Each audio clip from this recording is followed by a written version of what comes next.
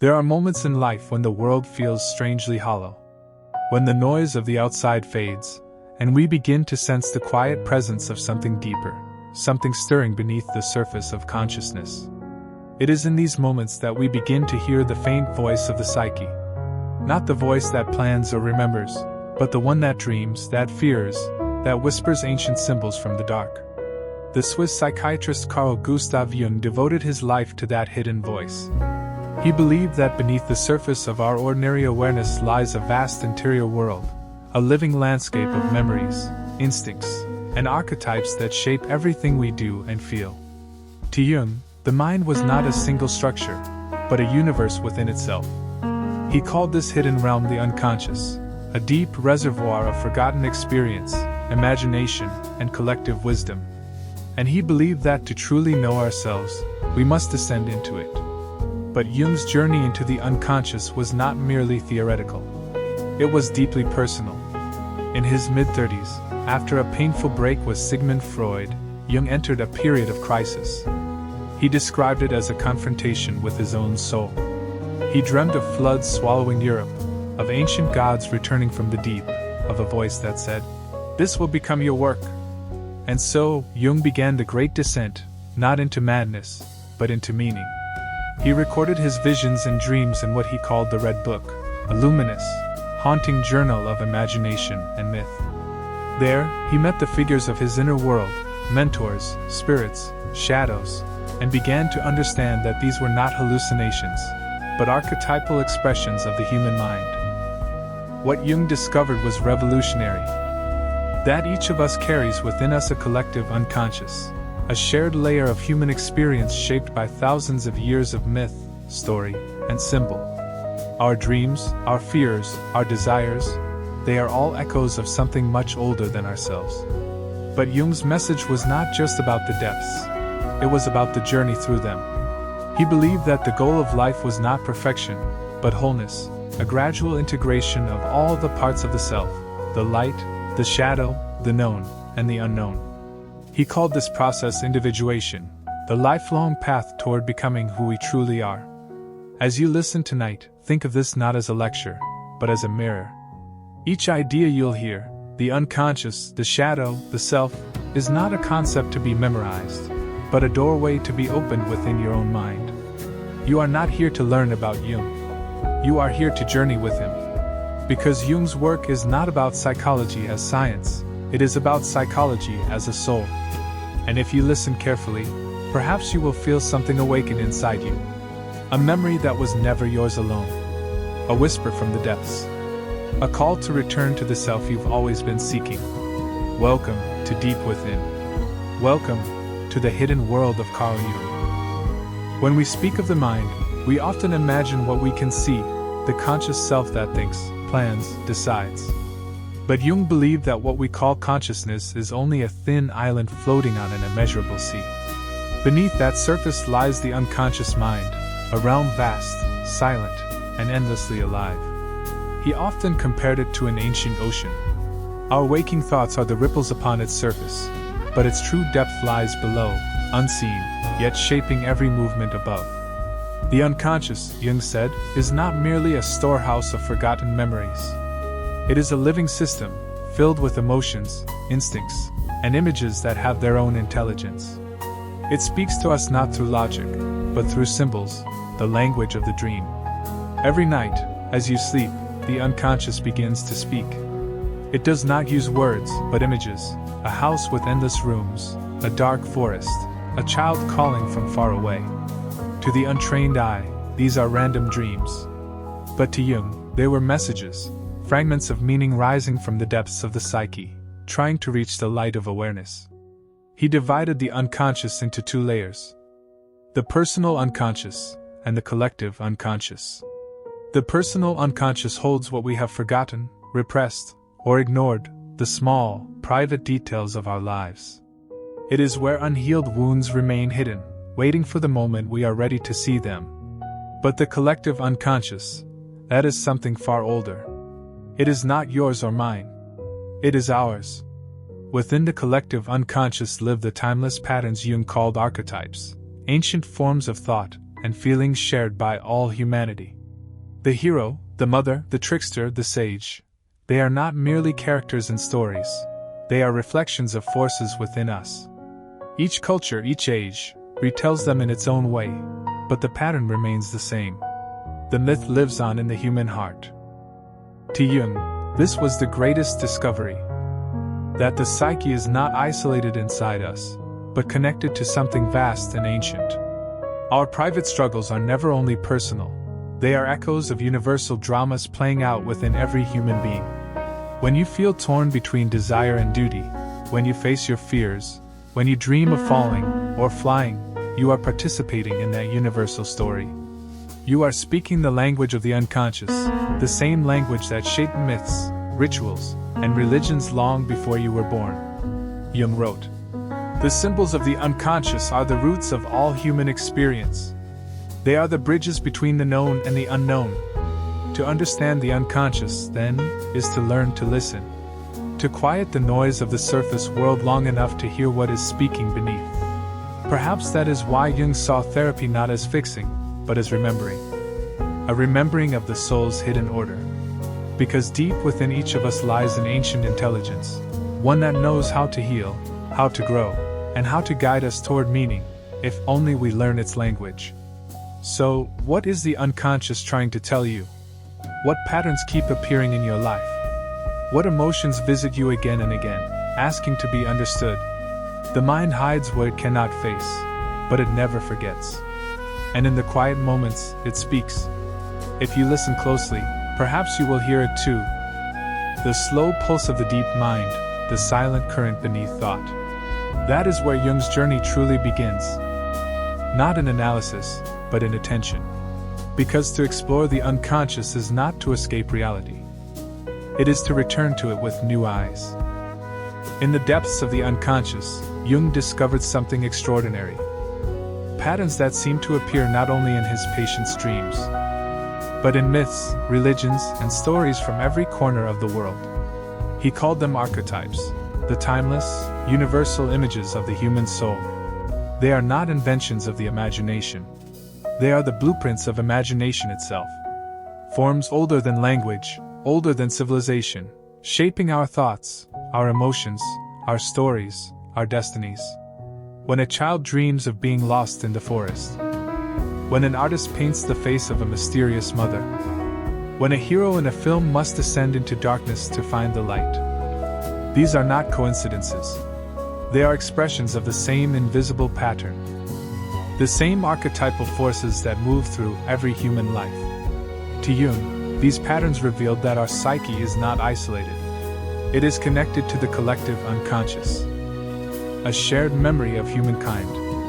A living field of symbolic energy that every human being participates in.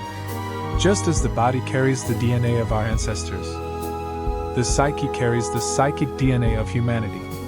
The mother, the hero, the shadow, the wise old man. The trickster, the child. These are not just roles. They are inner presences that live within each of us, waiting to be recognized. The mother archetype, for example, appears in countless forms. As the nurturing caretaker, the earth itself. But also as the devouring, possessive mother, the one who cannot let go. She is creation and destruction, love and suffocation. And we carry both aspects within us. The hero represents courage. The part of us that must leave the familiar and face the unknown. Every time you confront fear. Every time you walk into uncertainty and refuse to retreat. The hero awakens within you. The shadow, the dark mirror, holds everything we reject. Everything we deny about ourselves. But even the shadow is sacred. For it contains the power we have forgotten how to use. The wise old man, or the sage, is the voice of intuition. The timeless inner guide that appears when we are ready to listen. And the trickster, that chaotic spirit of contradiction, is the one who breaks our illusions, forcing us to see what we would rather ignore. Jung did not believe these archetypes were literal beings. He saw them as psychic structures. Patterns of energy that give shape to experience. They appear in dreams, in art, in relationships, and in the myths that humans have told for thousands of years. Every story that has ever been told. The fall from innocence, the quest for meaning. The sacrifice, the rebirth. Is the psyche's way of expressing its inner truth. These stories live not only in books or temples, but in you. In the way you love, the way you fear, the way you long for something greater. To recognize the archetypes within is to begin the journey of awareness. Because once we see that these forces shape our lives, we can stop being their prisoners and become their partners. When we feel abandoned, we are meeting the child. When we stand for justice, we embody the hero. When we refuse to listen to our own wisdom, the trickster arrives to humble us. Each archetype is both guide and challenge, teacher and mirror. They are the living grammar of the soul, the way the unconscious communicates meaning to consciousness. Jung once wrote, "The archetype is a kind of readiness to produce the same or similar mythical ideas. It is a structural element of the psyche, which cannot be derived from personal experience. In other words, these forms are innate. They exist within you, just as the shape of the heart or the curve of the spine does. They are the architecture of the mind. To encounter them is to discover that you are not merely an individual. You are a continuation of something ancient, vast, and sacred. The myths of humanity are not just stories we tell. They are dreams we are living. As you listen to these ideas, perhaps you will begin to notice the archetypes moving within your own life. Which one calls to you most strongly? Which one hides in your dreams, waiting to be seen? Because the collective unconscious is not somewhere else. It is right here. In every moment of wonder, fear, and transformation. Every one of us wears a mask. Not of deception, but of survival. The ancient Greeks called it the persona, the word they use for the mask worn by actors on stage. It is the face we show the world, the voice we use to play our part in the collective play of life. Carl Jung adopted this term to describe the side of the self that interacts with society. The version of us shaped by expectations, by culture, by the quiet demand to belong. The persona is not false in itself. It is necessary. Without it, we could not live among others. It helps us communicate, adapt, function. It allows the teacher to teach, the doctor to heal, the parent to guide. But over time, the mask begins to cling to the skin. We forget that it was ever a mask at all. From childhood, we learn the rules of approval. How to speak, how to smile, how to fit the pattern of what the world accepts. We discover that love often comes with conditions. That to be praised, we must perform. That to be safe, we must hide certain parts of who we are. And so, the persona grows stronger. It becomes polished, confident, admired. While behind it, the true self grows quieter, waiting in the shadows. Jung warned that the danger of the persona is not in wearing it, but in believing that we are it. Think of how easily we become our professions, our titles, our roles. We say, I am a teacher, a writer, a doctor, a creator, a mother, a friend. But behind each of these identities lies something deeper. A self that existed before any of those names were spoken. When the persona dominates, life becomes performance. We begin to sense an emptiness, a subtle fatigue, as though we are living someone else's life. The smile no longer feels like ours. The words we speak begin to echo hollow. We start to feel the quiet ache of inauthenticity. A longing to be seen not for our mask, but for our essence. To remove the persona entirely is impossible. And perhaps, not even desirable. We need it. The goal is not destruction, but balance. To wear the mask consciously, to know when we are performing, and when we are truly being. The persona should be flexible, not fused to the skin. We must learn to step out of it, if only for a moment. To breathe as our real selves again. Jung often said, "The privilege of a lifetime is to become who you truly are." That privilege begins when we stop mistaking the mask for the face. In modern life, the persona has multiplied. We wear one for work, another for friends, another online. The digital age has turned our masks into mirrors, reflections of what we wish others to see. But the more we curate the self, the more fragmented we become. We begin to fear silence, Because in silence, the persona falls away. And what remains is the question, who am I, when no one is watching? Jung believed that the answer to that question marks the beginning of real psychological growth. Because only when the mask slips can the inner voice be heard. Only when the performance ends can the true self step forward from the wings. To explore the persona is not an act of shame. It is an act of liberation. We are not betraying the mask by seeing through it.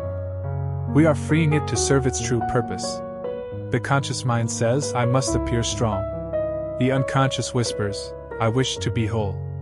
And so, the journey begins. Not away from society, but inward.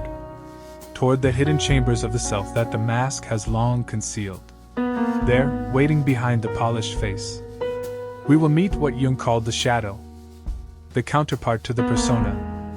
The side of the psyche that contains everything we have denied, forgotten, or feared to acknowledge. The persona hides what the shadow holds. And to become whole, one must face both.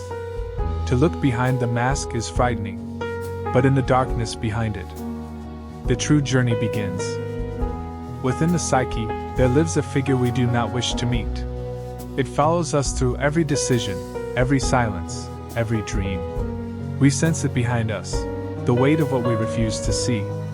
Jung called it the shadow. The shadow is everything we have hidden. Our anger, jealousy, shame, our impulses, our fears, our unspoken desires, our broken pieces. The truths we deemed unacceptable. But the shadow is not evil.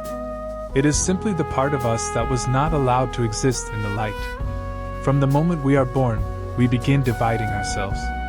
The world tells us what is good and what is bad. Be polite. Be kind. Don't be angry. Don't be selfish. We learn that certain emotions are unwelcome. And so, we bury them deep. But what is buried does not disappear. It lives on in the unconscious, waiting, finding subtle ways to surface. In our irritations, in our judgments of others, in our fears, and in our projections. We condemn in others what we secretly fear within ourselves. We point to the darkness outside because we cannot bear to face it inside. Jung said, one does not become enlightened by imagining figures of light, but by making the darkness conscious. To face the shadow is not to destroy it, but to see it, to accept that it exists, and that it is ours. This is one of the hardest tasks of the inner journey, because the shadow holds the parts of ourselves that we most wish to forget. Our failures, our cruelty, our envy. The pain we caused and never confessed. The needs we denied to appear strong.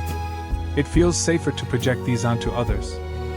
To call someone else the enemy, the liar, the coward. But when we do that, we are only running from our own reflection. The shadow waits in that reflection. Imagine walking into a dark room. At first, you see nothing, only shapes, only fear. But as your eyes adjust, you realize that what you feared was familiar. The monsters were only memories. The voices were only echoes of your own heart. That is what it means to confront the shadow. The darkness loses its power when it is named. The unconscious becomes less dangerous once it is known. In dreams, the shadow often appears as a figure of the same sex. A rival, a stranger, a threatening double. It might chase you, fight you, or whisper to you. Jung urged us not to run from these figures, but to listen to them. Because they carry a truth the conscious mind has rejected. To integrate the shadow is to take responsibility for our darkness. It is to stop saying, "That is not me," and instead whisper, "That too is me." This acceptance does not make us worse. It makes us whole. The shadow is the soil of the soul.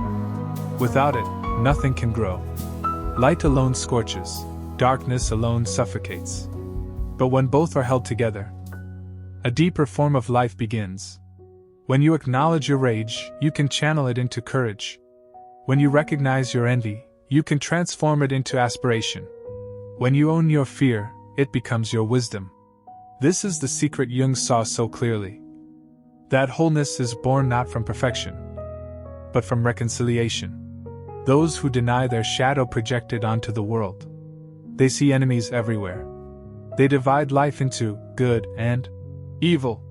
And the more they fight the darkness outside, the more the darkness grows within. But those who make peace with their shadow find a strange and quiet freedom. They no longer need to pretend. They can stand in the truth of their complexity. Light and dark, love and cruelty, strength and weakness. And in that acceptance, they become real. To face your shadow is not a single act, but a lifelong conversation. It asks for honesty, patience, and compassion. It is not about conquering darkness, but about understanding that the darkness, too, has something to teach. When you finally meet your shadow, when you dare to look it in the eyes, you may discover that it was never an enemy at all, but an exiled part of yourself, waiting to be brought home. And as we bring this hidden part into awareness, a new balance begins to emerge, one that opens the path to deeper integration. Because within the darkness of the shadow, there lies the mirror of something else. A deeper polarity, the anima and the animus, the inner feminine and masculine energies that shape the wholeness of our psyche. Inside every soul, there lives a hidden balance. Two forces, equal and opposite, dancing in quiet conversation through the chambers of our being. Carl Jung called them the anima and the animus, the inner feminine and the inner masculine, the moon and the sun within us. These are not bound by gender or body. They are symbols, energies of perception, creation, thought, and emotion that live in all human beings. For Jung, the anima represents the inner feminine within a man, the part that feels, that dreams, that intuits. The animus represents the inner masculine within a woman, the part that reasons, acts, and gives structure, but beyond gender. These symbols reveal how our psyche seeks wholeness, how we move toward the union of opposites within ourselves. When the anima is neglected, a man may become trapped in logic, control, and outer achievement, cut off from emotion, intuition, and depth. He may mistake power for meaning, and noise for purpose. When the animus is unbalanced, a woman may feel trapped in ideals and inner voices, haunted by perfection, critical thought, or disconnection from her instinctive power. But when these energies are recognized and integrated, something profound awakens. A harmony that transcends opposites. A voice that whispers not of conflict, but of completion. Jung described the anima and animus as bridges between the conscious and unconscious. They are mediators between the surface self and the depths below. When you dream of a mysterious woman, a stranger whose eyes seem to know you, she may be your anima, a symbol of your inner emotional truth, calling you to feel what you have refused to feel. When you dream of a strong man, a guide, or a voice of authority within, he may be your animus, the image of your active principle, urging you to bring thought into action. These figures guide us toward balance. They are the soul's messengers. To understand them, we must look at the way we fall in love, the way we project. When a man meets a woman who stirs something deep, he may not see her, but the reflection of his own anima. She becomes the mirror of all he seeks. Beauty, emotion, meaning, soul. And when a woman meets a man who seems to possess the strength or wisdom she longs for, she may not see him, but the reflection of her animus. In this way, we fall in love not with another person, but with the lost part of ourselves that they seem to hold. This is why relationships are both sacred and painful. They reveal our own incompleteness. They awaken us to what we have not yet made conscious. The partner becomes the mirror, and every disappointment, every argument, is a message from the psyche, a call to withdraw our projections and find within what we had been seeking outside. Integration of the anima or animus is not about blending genders or roles. It is about recognizing the totality of our being, that within each of us lies a capacity to act and to feel, to reason and to dream, to move outward and inward in balance. When the anima is integrated, a man becomes tender without losing strength. He listens. He imagines. He begins to live with soul. When the animus is integrated, a woman becomes confident without losing empathy. She acts with conviction. Her inner voice becomes a source of truth, not tyranny. Jung saw this union, the marriage of inner opposites, as one of the great steps in individuation, the process of becoming whole. It is the sacred alchemy of the psyche, the meeting of light and dark, of reason and instinct, of masculine and feminine, until a new self emerges. Not one or the other, but both, in harmony. He called this the conjunctio oppositorum, the conjunction of opposites, a spiritual and psychological rebirth. To find your anima or animus is to encounter the deep and ancient rhythm of your own soul. It may appear as a voice, a presence in a dream, a feeling that something within you is waiting to be seen. Do not rush it. Listen, because these figures are not strangers. They are parts of you that have waited in silence for your recognition. When you bring them into consciousness, you begin to walk with a new kind of balance. Not rigid but alive. Not defined by division, but held together by understanding. And as the two halves begin to speak, you find yourself standing closer to the center, the place where all opposites dissolve. This is the path of wholeness, the silent axis around which the psyche turns. From here, the journey deepens. For in dreams, symbols, and the language of images, the unconscious begins to speak to us directly, revealing what words cannot. And so we descend further still, into the realm of dreams, where the self whispers in symbols, and the night becomes a mirror. Every night, when consciousness fades and the outer world dissolves, another world begins to awaken. It is a place without clocks or boundaries, a theater built from emotion, memory, and symbol. This is the world of dreams. Jung called dreams the direct expression of the unconscious. He believed that every dream is a message, a letter written by the deeper self, delivered each night, sealed in imagery we often fail to understand. Most people forget their dreams, or dismiss them as random. But Jung saw them as sacred. Each image, each strange event, each feeling, was a symbol, a living expression of the psyche trying to speak to the conscious mind. The language of dreams is not logical. It is emotional. It is poetic. It speaks in metaphors, because the unconscious does not think in words, but in images. Imagine a dream where you are lost in a vast house. You wander from room to room, searching for something unnamed. Jung would ask, what is the house? What do the rooms represent? The house might be the psyche itself. Each room, a layer of your own being. The locked door, the unconscious contents you have not yet faced. Or imagine water appearing again and again. A river, a lake, the sea. Water, Jung said, is the symbol of the unconscious itself, the depths from which all consciousness arises. Dreams do not flatter us.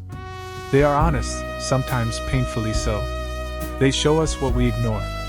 They remind us of what we have denied. And they warn us when the conscious mind has strayed too far from balance. They might bring back the shadow we've rejected, or reveal the wounded child within us. They might reintroduce us to the anima or animus, disguised as lovers, strangers, or voices in the dark. Each figure is a fragment of our own psyche, asking to be understood. Jung urged people to dialogue with their dreams, to write them down, to reflect upon their symbols as one would reflect upon sacred scripture.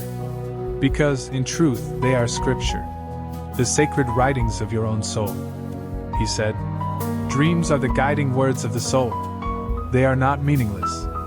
They are the hidden architecture of our inner world. They are the whispers of the self, that larger, wiser consciousness that sees beyond our waking mind. Sometimes, dreams seem prophetic. They predict illness, transformation, even death. But Jung cautioned that this is not magic. It is the psyche's deep attunement to life, It perceives what the conscious mind cannot yet see. In one of Jung's own dreams, he saw a tower built upon layers of ancient stone. Beneath his own house, beneath history itself. When he later excavated his own tower at Balingen, he realized that the image had been more than a dream.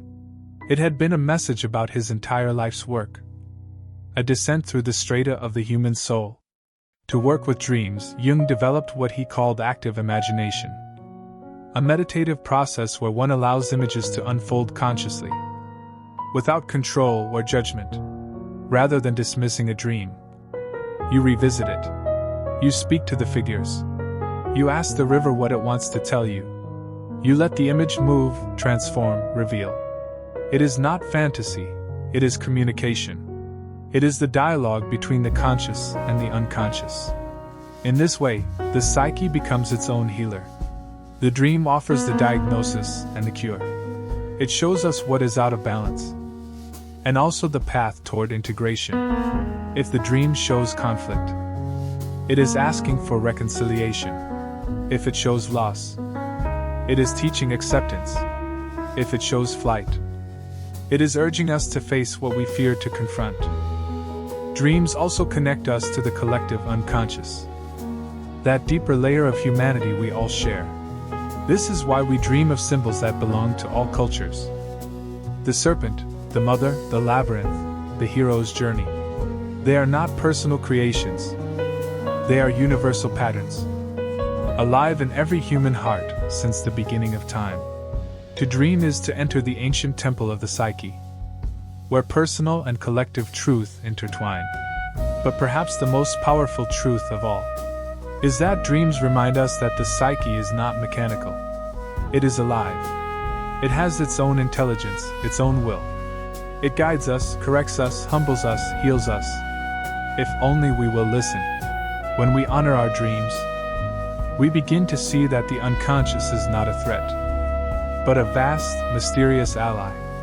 It wants us to become whole. It wants us to wake up. As dawn arrives, as the world of symbols fades back into light, something of the dream remains. A feeling, a trace, a quiet invitation to continue the work of remembering. Because dreams do not end when we wake. They transform into intuition, synchronicity, and subtle guidance. The threads of meaning that weave through our daily lives. And when we begin to see these signs, we realize that the unconscious is never silent. It is always speaking. In dreams, in art, in chants, in longing, all it asks is that we learn to listen. And so, from the realm of dreams, we return to the waking world, to the long road of integration. Because beyond symbols and visions lies the greatest work of all, the process Jung called individuation. The becoming of the whole self. The journey through Jung's psychology leads, at last, to a single word.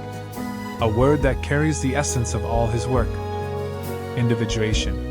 It is a quiet word, but within it lies the entire story of what it means to be human. To individuate is to become who you truly are. Not who the world told you to be. Not who you pretend to be. But the whole, authentic expression of your being. Most of us live only on the surface, identifying with our jobs, our titles, our families, our beliefs. We wear masks, we play roles. We say, "This is me." But Jung saw that beneath the mask lies a deeper truth. A self that is vast, ancient, and complete. The process of individuation is the process of remembering that self. It is not about self-improvement. It is not about becoming better. It is about becoming real. Individuation begins when the conscious mind turns inward, when we stop running from our own reflection, and begin to listen to the voice that whispers beneath our thoughts. It begins in crisis, in confusion, in dreams, in loss, when the old identity no longer fits, when life asks us to descend into the unknown. This descent is not failure. It is initiation.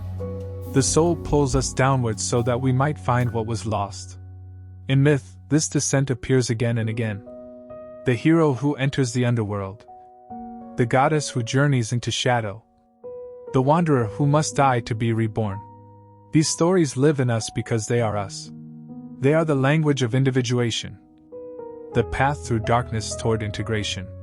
To walk this path is to meet every part of oneself.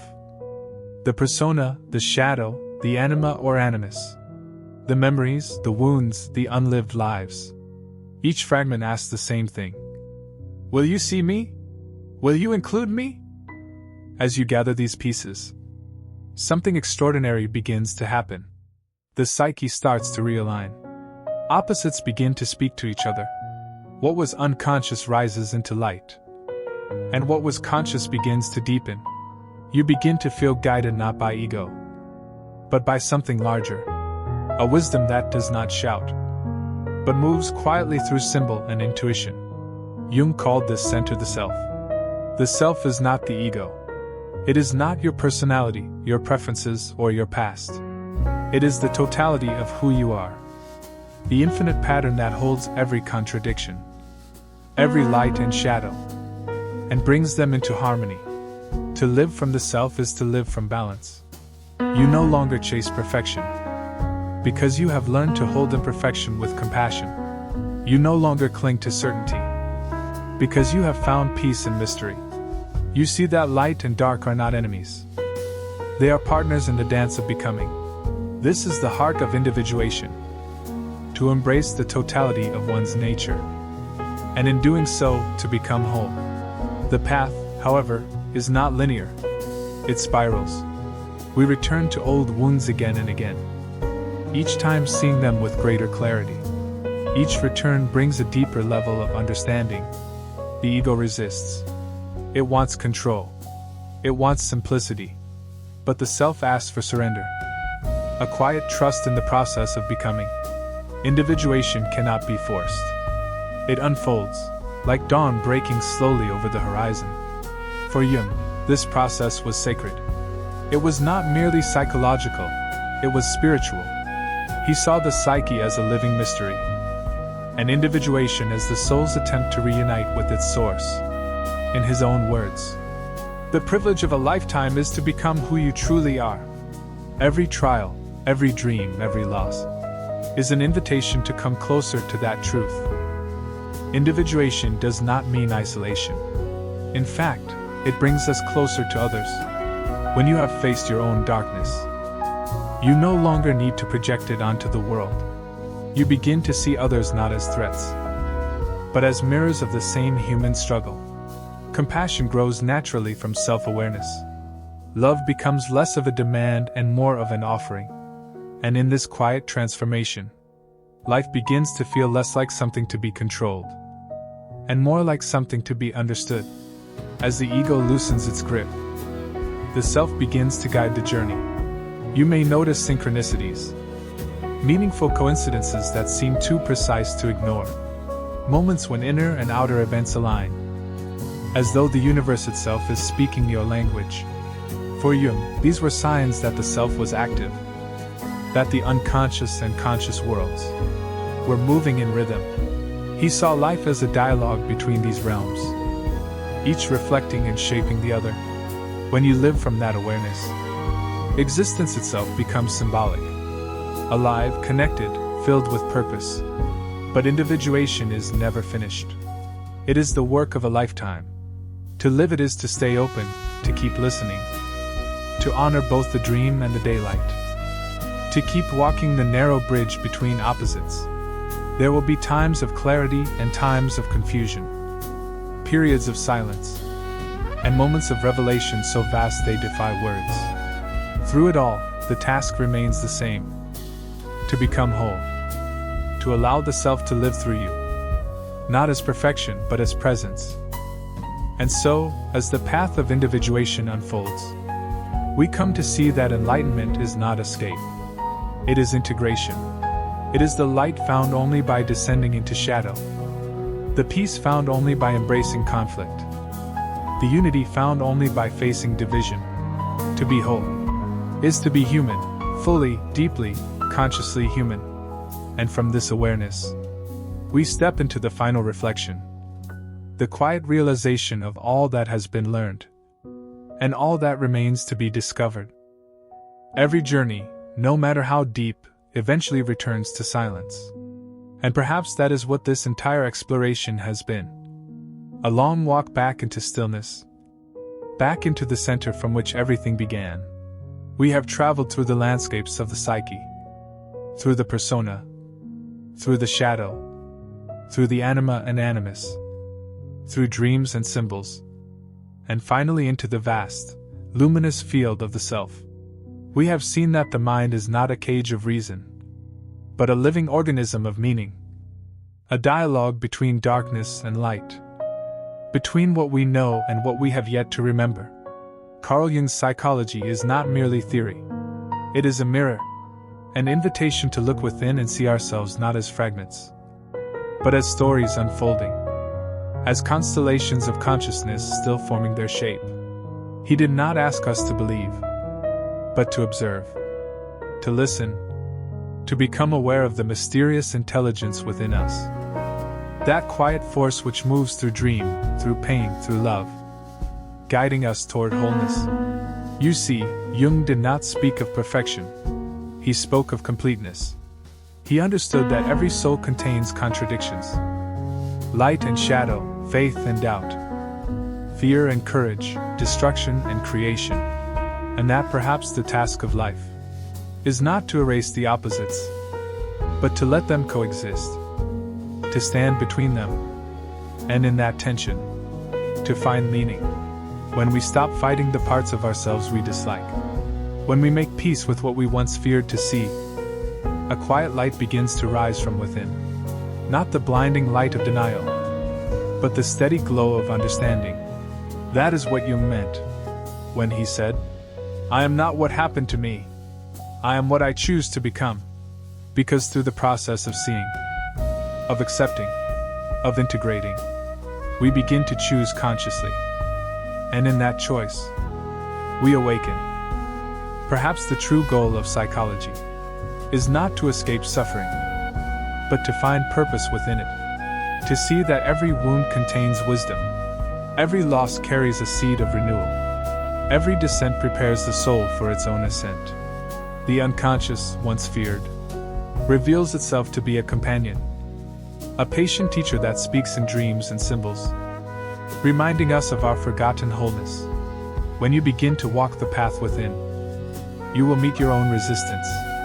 The mind will try to distract, to deny, to simplify.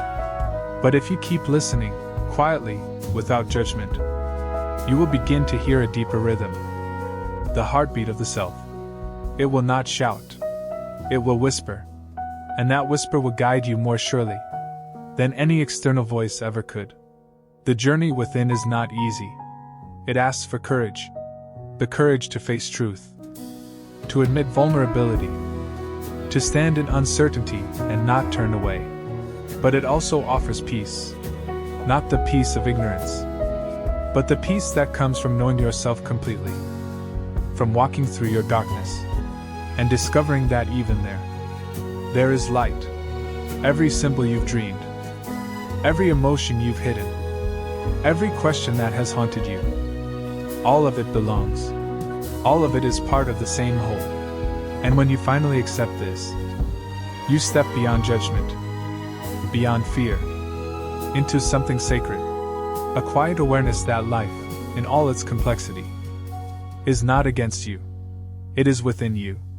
And so, as this exploration comes to an end, you are invited to continue the work, to keep listening to your dreams, to walk with your shadow instead of running from it, to speak kindly to the forgotten parts of yourself, because in doing so, you continue the work of individuation, the art of becoming whole.